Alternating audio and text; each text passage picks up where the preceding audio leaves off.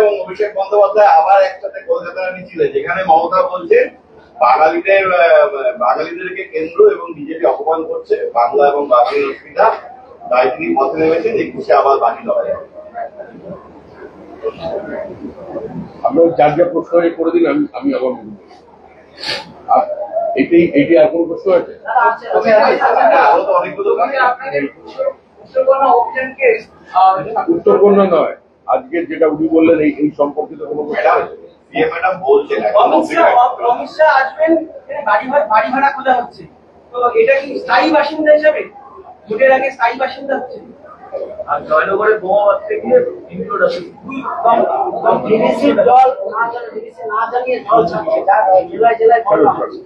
ঠিক আছে, এগুলো কালকে পরে আর গণধর্ষণ মামলায় 11 বছর পর অভিযুক্ত বেকসুর খালাস হলো, আবার সেই মহিলা নিরাপত্তা প্রশ্নে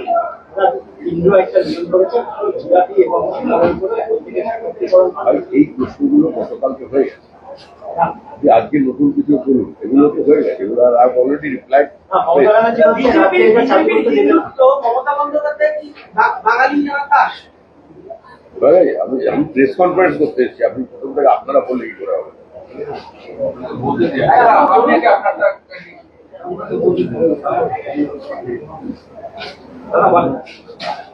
ভারতবর্ষটা কোনো ধর্মশালা নয়, আর এই পশ্চিমবঙ্গ তৈরি হয়েছে বাঙালি হিন্দুদের অস্তিত্ব রক্ষার স্বার্থে। 1947 সালের 20 জুন বাঙালি হিন্দুদের জন্য একটি পৃথক রাজ্য ভারত সরকারের অধীনে তৈরি করবার জন্য যে প্রস্তাব আনা হয়, যার মূল উদ্যোক্তা ছিলেন ডক্টর শ্যামাপ্রসাদ মুখার্জি, এন.সি. চ্যাটার্জিরা, আজকে সেদিন কংগ্রেসের সমস্ত হিন্দু বিধায়ক এবং নিজেদের রাজনৈতিক অবস্থানের সম্পূর্ণ বিপরীত দিকে হেঁটে পরিস্থিতি কোন দিকে যাচ্ছে সেই পরিস্থিতির বাধ্যবাধকতায়, তাদের নিজস্ব দূরদর্শিতায় জ্যোতি বসু এবং রতনলাল ব্রাহ্মণ তারা এই প্রস্তাবের পক্ষে ভোট দেন। 1947-এর 20 জুন কার্যত পশ্চিমবঙ্গের জন্ম হয়েছে। আমাদের রাজ্যের মুখ্যমন্ত্রী, যিনি কংগ্রেসের গর্ভ থেকে জন্ম নিয়েছেন, তিনি এখনো পর্যন্ত কংগ্রেসের সঙ্গে তার অ্যাপ্রন স্ট্রিং কাটতে পারেন। মুখ্যমন্ত্রীর 90 দশকের জনপ্রিয়তা নিয়ে কেউ কোনোদিন কোনো প্রশ্ন তোলেনি। 2011-এর আগে মুখ্যমন্ত্রীর উপরে পশ্চিমবঙ্গের মানুষ বিশ্বাস করেছে। 3টে নির্বাচনে জেতার পরও তৃণমূল তার নামের পাশ থেকে কংগ্রেস শব্দটাকে সরিয়ে দিতে পারে। কংগ্রেসের লিগ্যাসি বহন করেছে তৃণমূল। বাংলা এবং বাঙালিকে অসম্মানিত করা, প্রতারিত করা, বাঙালি বিপ্লবীদের নাম ইতিহাসের পাঠ্যপুস্তক থেকে বাদ দেওয়ার কাজ করে গেছে কংগ্রেস, এবং তাকে সম্পূর্ণ সহযোগিতা করে সেই ধারাবাহিকতাটাকে বজায় রেখে চলেছে তৃণমূল। নেতাজি সুভাষচন্দ্র বসুকে যারা কমিটি গঠন করতে দেননি, কংগ্রেস থেকে তাড়িয়ে দিয়েছিলেন, যারা আমাদের বিপ্লবীদের মিসগাইডেড প্যাট্রিয়ট বলতেন, যারা দীর্ঘ অনশনের পরে মারা যাওয়া বাঘাযতীন, আজকে তাকে পর্যন্ত, হরিদাস, তাকে পর্যন্ত আজকে মালা দেওয়ার প্রয়োজন পর্যন্ত মনে করেনি কংগ্রেস। তারা আজকে বাঙালি এবং বাংলা আনার কথা বলছে। এই ক্ষুদ্র বাঙালি প্রাদেশিকতার রাজনীতি বাঙালির ভবিষ্যতের কফিনের ওপরে শেষ পেরেক টোকা। আজকে যে মুখ্যমন্ত্রী মমতা বন্দ্যোপাধ্যায় বলছেন যে বাংলাকে গুজরাট হতে দেব না, একবার হিসাব করে দেখুন গুজরাটে কত লক্ষ বাঙালি শ্রমিক আছে, কাজ করছেন, বিভিন্ন পেশায় নিযুক্ত আছে। প্রত্যেকটি প্রদেশকে অপমান করা, হিন্দি ভাষায় কথা বললে তাকে খৈনিখোর বলা, প্রকাশ্যে রাজনৈতিক সভা থেকে, নির্বাচনী সভা থেকে বক্তৃতা চলছে, উত্তর ভারতের খৈনিক থুতুতে আমরা কলকাতার লোহায় জং করতে দেব না। আজকে এটা করে এরা ভারতবর্ষের আভ্যন্তরীণ যে সাম্য আছে সেটাকে ধ্বংস করার চেষ্টা করে। আজকে বিভিন্ন জায়গার মাইগ্রেন্ট লেবাররা আমাদের কাছে ফোন করছেন, হিন্দু ফোন করছে, ভারতীয় মুসলমান ফোন করছে, যে বাংলায় কথা বললে আমাদের সন্দেহের দিক চোখে আমাদের তাকাচ্ছে। মুখ্যমন্ত্রী বলছেন বাংলা ভাষায় কথা বললে তাকে চাকরি থেকে সরিয়ে দেওয়া হচ্ছে।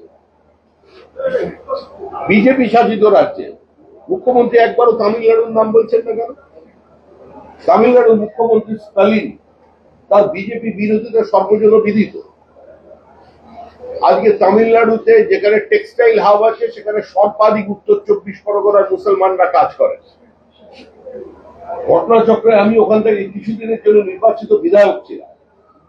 আমার কনস্টিটুয়েন্সির মুসলমানরা তারা হয়তো নির্বাচনে তৃণমূল কংগ্রেসকে ভোট দিয়েছে, কিন্তু আমার কাছে তারা সাহায্য চাইছে।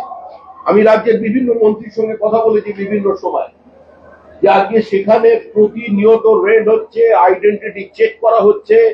কারণ মনে রাখবেন, ভারতবর্ষের প্রত্যেকটি রাজ্য নিজের দেশের আভ্যন্তরীণ সুরক্ষা এবং নিজের রাজ্যের আভ্যন্তরীণ সুরক্ষার ব্যাপারে অত্যন্ত যত্নশীল। পশ্চিমবঙ্গের মতো খোলা রাস্তা করে দেয়নি যে সিমির প্রতিষ্ঠাতা সভাপতিকে তৃণমূল কংগ্রেস রাজ্যসভায় পাঠিয়ে দিয়েছে। তৃণমূল কংগ্রেসের নেত্রী মুখ্যমন্ত্রী মমতা বন্দ্যোপাধ্যায় ঈদ উল ফিতরের মঞ্চে দাঁড়িয়ে বলছেন যে বিজেপির প্র্যাকটিসিং যে হিন্দু ধর্ম যাচ্ছে সেটা গান্ধা ধর্ম। বলতে পারবেন অন্য কোনো জায়গায় গিয়ে?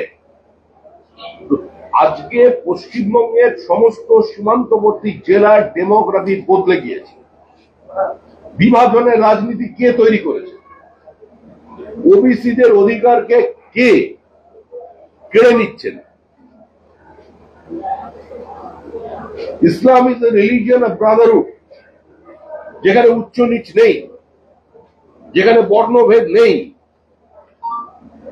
তারা বলেন এটা সৌভাতৃত্বের ধর্ম, কোন স্পৃশ্যতা নেই, তারা একই থালায় ভোজন করেন। আজকে সেখানে রিজার্ভেশনের প্রয়োজন কি? সাচার কমিশনের যে রিপোর্ট এসেছিল, সেই সাচার কমিশনের রিপোর্টে সারা ভারতবর্ষের মুসলমানরা কি অবস্থায় আছেন, তাদের আর্থসামাজিক পরিস্থিতি কি, সেটা নিয়ে সাচার কমিটি দেখিয়েছে। কিন্তু সাচার কমিটি কোন রিজার্ভেশনের কথা বলে না। এখানে তো হিন্দু ওবিসিদের অধিকারকে মুখ্যমন্ত্রী কেড়ে নিচ্ছেন।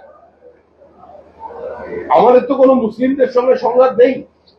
আরে বিজেপিরও পঞ্চায়েত সদস্য হরিহরপাড়া থেকে জিতেছে ওই মুর্শিদাবাদে, সেখানে একটাও হিন্দু ভোটার নেই।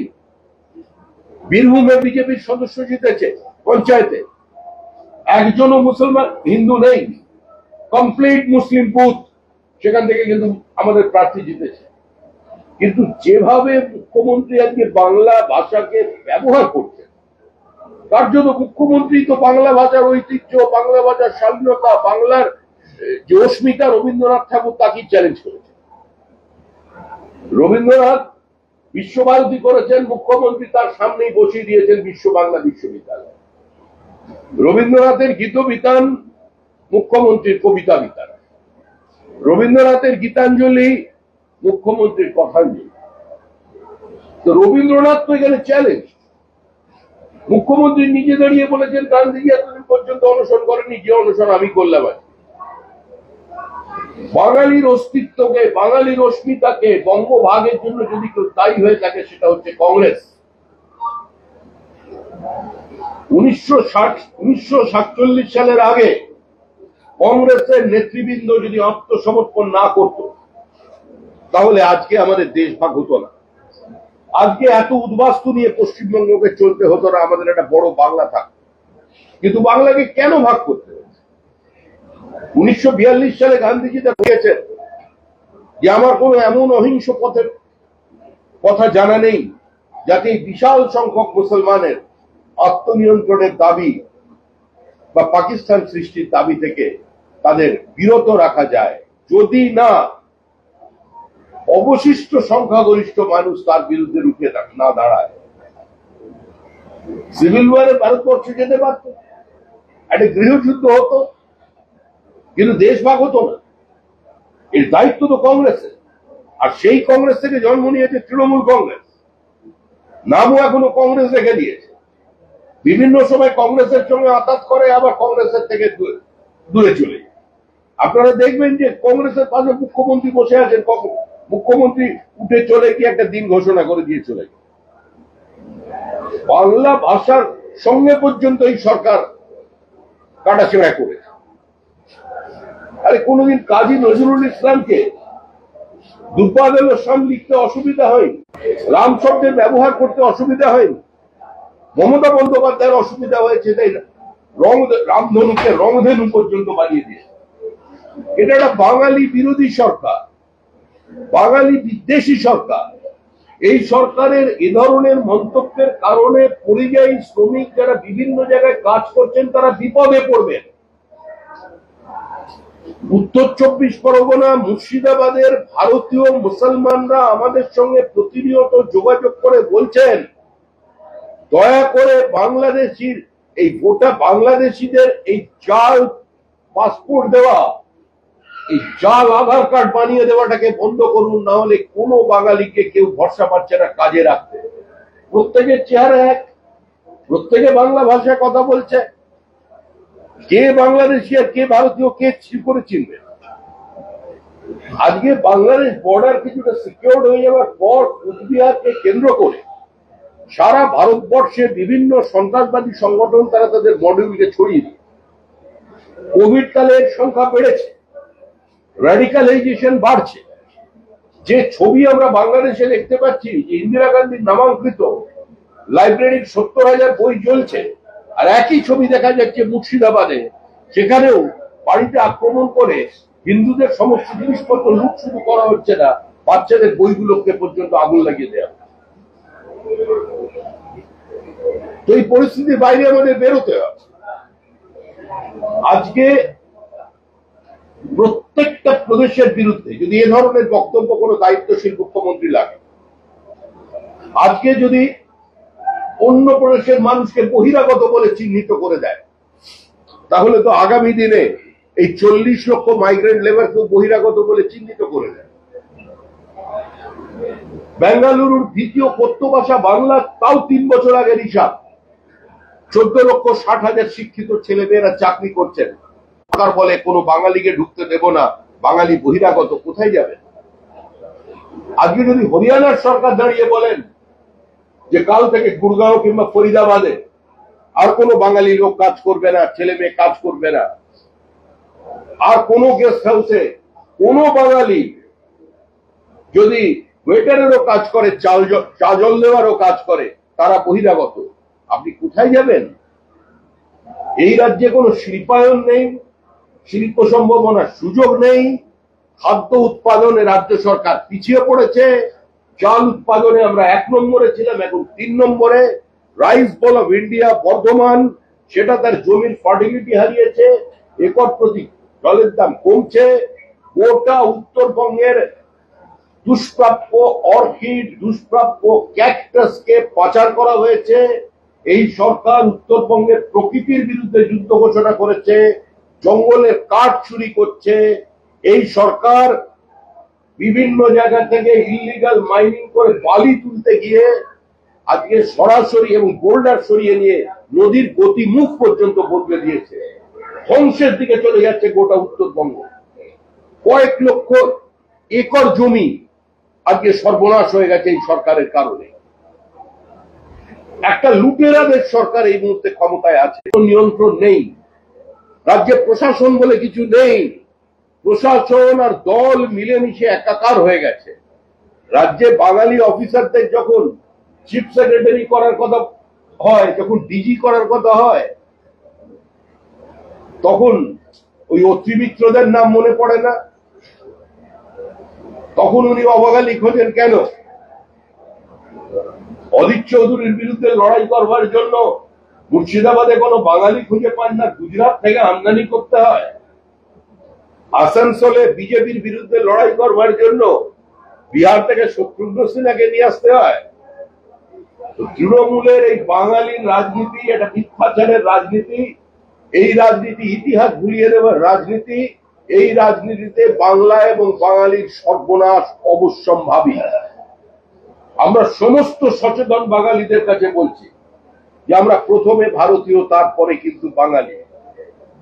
এখন গোটা পৃথিবীতে একটা দেশও দরজা জানলা বন্ধ করে বেঁচে থাকতে পারে না। চীন পারেনি, সোভিয়েত ইউনিয়ন পারেনি, দেশ ভেঙে টুকরো হয়েছে, বর্তমানে রাশিয়া পারেনি। We are living in a global village. We are living in a global market. আর সেখানে পশ্চিমবঙ্গ মনে হচ্ছে একটা স্বাধীন রাষ্ট্র থেকে লোক নিয়েছে ভোটার লিস্টে নাম তুলবেন, বলছেন দিল্লিতে বাঙালিদের উপর অত্যাচার হয়েছে, ধর্নার নাটক কিসের জন্য হয়েছে?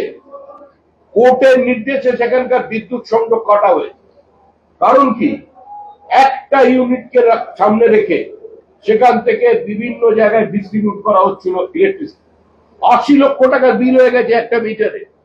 কোর্টে গেছে তারা, কোর্ট বলে যে বিদ্যুৎ সংযোগ বিচ্ছিন্ন করো। কারা তারা? কোথাকার বাঙালি? 95% ওখানে আছেন। এত নোংরা প্রতিগন্ধময় জায়গা দিল্লিতে খুব কম আছে। আজকে যার সামনে গিয়ে ধর্ণা দিচ্ছেন তার মধ্যে রোহিঙ্গা আছে, বাংলাদেশি মুসলমান আছে। এই রোহিঙ্গা আর বাংলাদেশি মুসলিম অনুপ্রবেশকারীদের নিয়েছে, তাদের নাম ভোটার লিস্টে তুলে শুধু হিন্দু বাঙালিদের সর্বনাশ করছেন না, যারা 10 পুরুষ ধরে এখানে বসবাস করছেন সেই ভারতীয় মুসলমান, তাদেরও সর্বনাশ করছে মমতা বন্দ্যোপাধ্যায় এবং তার দল। পশ্চিমবঙ্গের মানুষ সচেতন মানুষ। পশ্চিমবঙ্গের মানুষ জানে যে চিহ্নিতকরণের প্রয়োজন আছে। আমরা এর মধ্যেই নাম আমরা নির্বাচন কমিশনকে জমা দিয়েছি এবং নির্বাচন কমিশন যেভাবে বিহারে কাজ করেছে, ভুয়ো ভোটার বিদেশি অনুপ্রবেশকারীদের যেভাবে চিহ্নিত করেছে, তার জন্য সেটা সেই চিহ্নিতকরণ পশ্চিমবঙ্গে হবে। মুখ্যমন্ত্রী যদি মনে করেন সেটা এনআরসি হচ্ছে, ঘুরিয়ে এনআরসি করছে বিজেপি, নির্বাচন কমিশনকে কাজে লাগাচ্ছে। মুখ্যমন্ত্রী যদি এটা মনে করেন, তিনি মনে করতে পারেন, কিন্তু এটা হবে। পাহাড় থেকে সাগর পর্যন্ত বাংলার মানুষ চাইছেন যে ত্রুটি মুক্ত, ভেজাল মুক্ত, জল মুক্ত, বাংলাদেশি অনুপ্রবেশকারী মুক্ত, রোহিঙ্গা মুক্ত ভোটার লিস্ট তৈরি হোক। তার জন্য মানুষ আমাদের সঙ্গে আছে। আমরা চেষ্টা চালাচ্ছি। আমরা তৃণমূল কংগ্রেসের বন্ধুদের বলছি যে যারা ঘাম রক্ত দিয়ে দিদিকে একবার প্রাসঙ্গিক করবার জন্য দেওয়ালে ঘাস তুলে গেছিলেন, যারা ক্ষমতার অমৃত রস পান করেননি, যাদের আচরণ অন্য তৃণমূলীদের মতো নয়, যারা পশ্চিমবঙ্গে গণতন্ত্র প্রতিষ্ঠা করেছিলেন, তারা এগিয়ে আসুন। তারা আসুন। যে বামপন্থীরা গরিবের লড়াইয়ের জন্য, অসংগঠিত শ্রমিকের জন্য, কৃষকের জন্য, ফসলের ন্যায্য মূল্যের জন্য আন্দোলন করতেন, যারা সরকারি কর্মচারীদের জন্য মানুষের অধিকার প্রতিষ্ঠা করবার জন্য আন্দোলন করতেন, আমরা তাদের আহ্বান জানাচ্ছি। আমরা শতাব্দী প্রাচীন পার্টি কংগ্রেস আই, যদিও এখনো তারা কিছুটা হলেও ভারতের জাতীয় কংগ্রেস অপ্রাসঙ্গিক হয়ে গেছে, আমরা তাদেরও জাতীয়তাবাদী কর্মীদের কাছে আহ্বান জানাচ্ছি যে পশ্চিমবঙ্গকে বাঁচান। কারণ আপনাদের পূর্বপুরুষ শ্যামাপ্রসাদ মুখার্জির ডাকে কোনো বিরোধিতা না করে সমস্ত জাতীয় কংগ্রেসের বিধায়করা সেদিন প্রাদেশিক আইনসভায় ভোট দিয়েছিলেন। আমরা বামপন্থীদের কাছে বলছি যে আপনাদের পার্টির সর্বোচ্চ নেতা জ্যোতি বসু, যাকে আপনাদের দলের নেতারা লিডার অফ দ্য লিডার্স বলতেন, সেই জ্যোতি বসু পশ্চিমবঙ্গ সৃষ্টির স্বার্থে হিন্দু বাঙালিদের অস্তিত্ব রক্ষার জন্য আজকে তিনি ভোট দিয়েছিলেন, রতনলাল ব্রাহ্মণকে সঙ্গে নিয়ে ভোট দিয়েছিলেন। আমরা তাদের বলছি। আমরা তৃণমূল কংগ্রেস কর্মীদের কাছে বলছি যে আপনারা একটু নিজেদের স্মৃতি রোমন্থন করুন। এই আমাদের রাজ্যের মুখ্যমন্ত্রী মমতা বন্দ্যোপাধ্যায় অনুপ্রবেশকে কেন্দ্র করে সমস্ত কাগজপত্র ডেপুটি স্পিকারের টেবিলের ওপরে ছেড়ে চোখের জল ফেলে বেরিয়ে এসেছিলেন পার্লামেন্ট থেকে। সেদিন অনুপ্রবেশ ছিল, আর আজকে অনুপ্রবেশ নেই। আপনারা এটা বিশ্বাস করেন? যদি রাজনৈতিক কর্মী হন, যদি আপনাদের উদ্দেশ্য রাজনীতি করা থাকে, বাংলাকে বাঁচানোর থাকে, শুধুমাত্র বালি তোলা বা বোল্ডার তোলা কিংবা ক্যাকটাস নিয়ে পালানোর ছাড়া যদি অন্য কোনো কাজ থাকে, তাহলে আগে নিজের দেশটাকে বাঁচান, তারপরে বালি তুলি। পশ্চিমবঙ্গ পশ্চিম বাংলাদেশ হতে চলেছে। তৃণমূল কংগ্রেসের বিধায়ক পরিষ্কার দাঁড়িয়ে বিবৃতি দিচ্ছেন যে মুখ্যমন্ত্রীকে বলবো 100টা আসন মুসলমানদের জন্য রাখতে হবে। মুখ্যমন্ত্রীর অথরিটিকে তারা চ্যালেঞ্জ করছে। এই অবস্থা থেকে মানুষকে বের করে আমাদের রাজনীতি। উত্তরবঙ্গের মানুষের সঙ্গে প্রতারণা হয়েছে, উত্তরবঙ্গের মানুষের সঙ্গে বিশ্বাসঘাতকতা হয়েছে, উত্তরবঙ্গের মানুষের জন্য কুম্ভীরা বিসর্জন দিয়েছে বিভিন্ন লোকেরা। তারা বলেছে বঞ্চিত উত্তরবঙ্গ, মুখ্যমন্ত্রী উত্তরকন্যা তৈরি করেছেন, যে বাজেটারি অ্যালোকেশন আছে একদম ছিটে ফোটা, সেখান দিয়ে জল গরম হয় না। ওই বাজেটারি অ্যালোকেশনের সর্বোচ্চ একবার খরচা হয়েছিল 41% টাকা, 21 থেকে 24-এর বেশি বলে খরচা হয় না। রাজ্যের যে দুজন মন্ত্রী আছেন, এখন তো আবার আরেকজন বীর পুরুষ মন্ত্রী হয়েছেন উত্তরবঙ্গের, ও আমাদের অনেক কর্মীকে ঘরছাড়া করেছেন, তারা এখন আসামে আছে, নিজেদের এলাকায় ফিরতে পারেনি, কিছু নয়ডায় আছে। বিধানসভার আগে সবাই ফিরবে। ওনার বিদ্রোহ, ওনার বিপ্লব উনি নিয়ে থাকুন, কিন্তু একবারের জন্য বিধানসভায় দাঁড়িয়ে বলেননি যে টাকা বাজেটে ধরা হচ্ছে উত্তরবঙ্গের জন্য, তা দিয়ে উত্তরবঙ্গের কোনো মৌলিক পরিবর্তন সাধিত হবে না। না উনি বলেছেন, না আজকের যিনি মেয়র, উনি তো দল বদল করেছেন, পরিস্থিতির বাধ্যবাধকতায় বাঁচার জন্য তৃণমূল হয়েছেন, আর তৃণমূল আরো উগ্র তৃণমূল হয়ে গেছে। কিন্তু যিনি জন্মলগ্নের থেকে তৃণমূল আছেন, সেই গৌতম দেব আজকে মেয়র হয়েছেন, কিন্তু মেয়র সাহেবও একদিনও বলেননি যে উত্তরবঙ্গের জন্য আরেকটু বেশি কিছুর প্রয়োজন আছে। উত্তরবঙ্গের যে 3টে টি, সেখানে কি কন্ট্রিবিউশন, যে 4টে টি যদি আমি ধরি, T, timber, tourism and table tennis, আজকে 4টে এই রাজ্য সরকারের ক্ষেত্রে এই রাজ্য সরকারের কন্ট্রিবিউশন কি? আমরা পাহাড়ের কথা বলছেন, রোজ হারে হাওয়া তুলে দিচ্ছেন, বিজেপি রাজ্যবাদ চায়, বিজেপি গোর্খাল্যান্ড বানাতে চায়, বিজেপি উত্তরবঙ্গকে আলাদা রাজ্য করতে চায়। তাহলে আপনারা যদি সেটা চান না, তাহলে পাহাড়ের রাজ্যেই করুণ অবস্থা কেন? উত্তরবঙ্গের বিভিন্ন জায়গায় গিয়ে গিয়ে উত্তরবঙ্গের মানুষের মধ্যে বিচ্ছিন্নতা তৈরি করার চেষ্টা, এক একটা সম্প্রদায়কে বেছে নিয়ে তাদের মাথায় একজনকে বসিয়ে আরেকটা সম্প্রদায়ের সঙ্গে আরেকটা সম্প্রদায়ের গন্ডগোল তৈরি করে দেওয়া, তো এই তো রাজনীতি এখানে চলেছে। এততে মানে আপনাদের রাজবংশী এবং ভাটিয়ার মধ্যে বিভাজন তৈরি করার যে অবস্থান, বাংলাভাষীর মধ্যে যে বিভাজন তৈরি করার চেষ্টা শিলিগুড়ি জেলায়, আজকে এগুলো তৃণমূল কংগ্রেস করেছে। আমরা এর বিরুদ্ধাচারণ করতে এসেছি এবং আগামী 21শে জুলাই একটা ব্যাপক সমাবেশ আয়োজন করা হবে উত্তরকন্যার সামনে। যুব মোর্চার উদ্যোগে আমাদের নেতা, যুব মোর্চার ডাক্তার ইন্দ্রনীল খাঁ এবং আমাদের বিরোধী দলনেতা শুভেন্দু অধিকারীর নেতৃত্বে আজকে এই অভিযান চলবে। আমি এসছি উত্তরবঙ্গের সমস্ত জায়গায় দলকে অ্যাড্রেস করার জন্য, এবং 21শে জুলাই এই প্রোগ্রাম যাতে সর্বাত্মক সফল হয় তার জন্য আমি সমস্ত জায়গায় ঘুরে এসেছি। বহু মানুষ আমার সঙ্গে কথা বলেছেন, যারা ভিন্ন দলের মানুষ আছেন তারাও কথা বলেছেন, তৃণমূল কংগ্রেসের কর্মী কথা বলেছেন, তৃণমূল কংগ্রেসের নেতৃবৃন্দ কথা বলেছেন, তৃণমূল কংগ্রেসের পঞ্চায়েত সমিতির সদস্য কথা বলেছেন, প্রাক্তন বামপন্থী এলাকার নেতারা কথা বলেছেন, ব্যক্তিগতভাবে যোগাযোগ করেছেন। তারা বসতে চান, কথা বলতে চান, এবং এই মুহূর্তে এই সরকারটা পরিবর্তন চান। আমরা চাই আপাতত কিছুদিন রং ভুলে মানুষ থাকুক, কারণ মানুষ বাইনারি সেট করে দিয়েছে যে তৃণমূলকে হারাতে পারে বিজেপি। 2019 সালে যে বাইনারি, সেই বাইনারি কিন্তু অটুট আছে কালীগঞ্জের উপনির্বাচন পর্যন্ত। লড়াই তৃণমূলের সঙ্গে বিজেপির লড়াই, এই লড়াইয়ে নো ভোট টু বিজেপি করে নোটায় ভোট দিয়ে তৃণমূলকে চতুর্থবারের জন্য ক্ষমতায় আসার কোনো প্রয়োজন নেই। তাই সবাই আসুন, এই সরকারটাকে সরান, তারপরে যে যার নিজের মনের মতো রং বেছে নেবেন।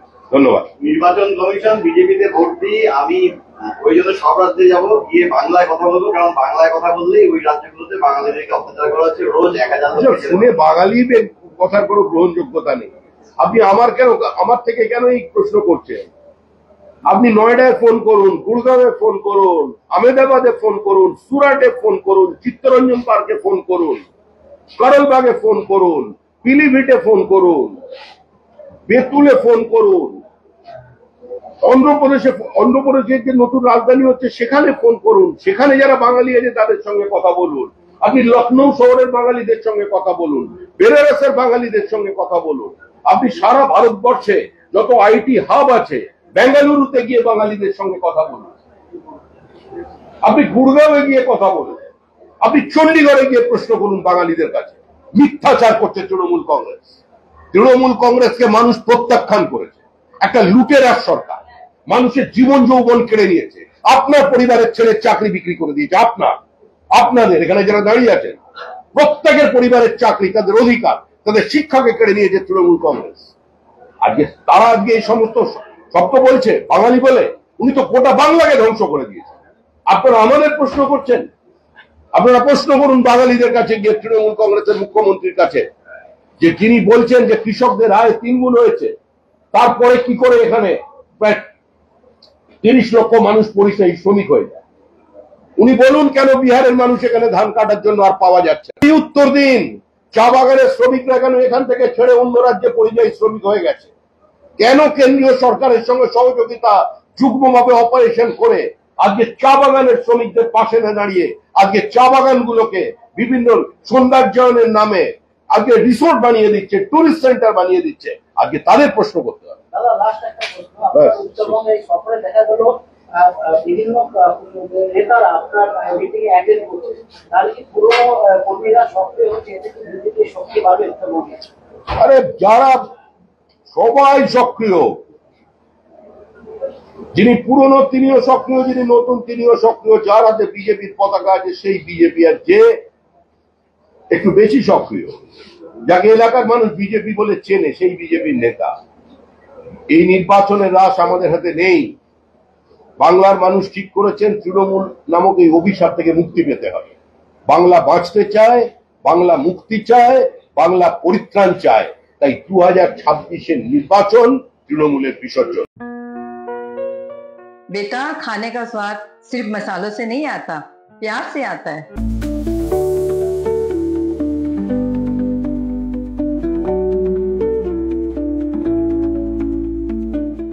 वाओ माँ, ये तो बिल्कुल आपके हाथों जैसा बना है। खाने का स्वाद स्पाइस सुपाई मसाले के साथ। बस मुकेश, थैंक यू। के भयो तिमीलाई? खै सर, 3 तला सिँढी चढेर आएको, म त थाकेर मर्न आँट्यो। अचम्म छ तिमीलाई है। यो उमेरमा तिम्रो यो हालत छ, मेरो एजमा पुग्दा के हुन्छ होला भन त? यो खाऊ हो, एनर्जी पाउँछ। एनर्जी गमी सेवन गरेपछि म फिट छु। उपलब्ध छ सोमानी वेलनेसमा, first floor, Somani building, new market, Gangtok. This program is brought to you by dear साप्ताहिक लटरी केवल 6 रुपैयाँमा अनि जित्नुहोस् पहिलो पुरस्कार 1 करोड रुपैयाँ। डियर साप्ताहिक लटरी, भाग्य बदलिने बाटो। डिजाइन रेडी है सर, आप बताइए हाइट कितना रखना है sir? Sir corona material final. Sir याद करो कि जिंदगी में अटैचमेंट करो। नर्सों ले लेते हैं। होमलैंड में हम सर नहीं खाएंगे, बस घर सजाएंगे। Hassle free interiors from start to finish. 360-degree management, expert-led designs, delivery in 45 days.